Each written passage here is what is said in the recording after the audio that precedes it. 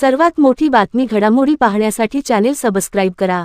विरोधी पक्षाचा आमदार आहे म्हणून निधी देण्यात सापत्न वागणूक होत आहे काय असा प्रश्न आमदार पाटील यांनी यावेळी उपस्थित केला। परभणीकरांना माणूस म्हणून जगण्याचा अधिकार नाही का? मूलभूत सोयी सुविधा सरकार देणार नाही का? असा सवाल विचारत आमदार पाटील यांनी सरकारला धारेवर धरले। नागपूर येथील विधानसभेच्या हिवाळी अधिवेशनात पुरवणी मागण्यांवरील चर्चेवेळी आमदार डॉक्टर पाटील यांनी परभणी शहरातील रखडलेल्या योजनांचे मुद्दे आक्रमकपणे मांडले। यावेळी त्यांनी सरकार जाणीवपूर्वक परभणीकरांवर अन्याय करत असल्याचा आरोप केला। आमदार पाटील म्हणाले, परभणी शहरासाठी 158 कोटींची समांतर पाणीपुरवठा आणि 408 कोटीचा भूमिगत गटार योजनेचा प्रस्ताव 2021 मधील आहे। शासनाने 2021च्या दराने ही योजना मंजूर केली, परंतु या दरम्यान 5 वर्षांचा कालावधी लोटला आहे।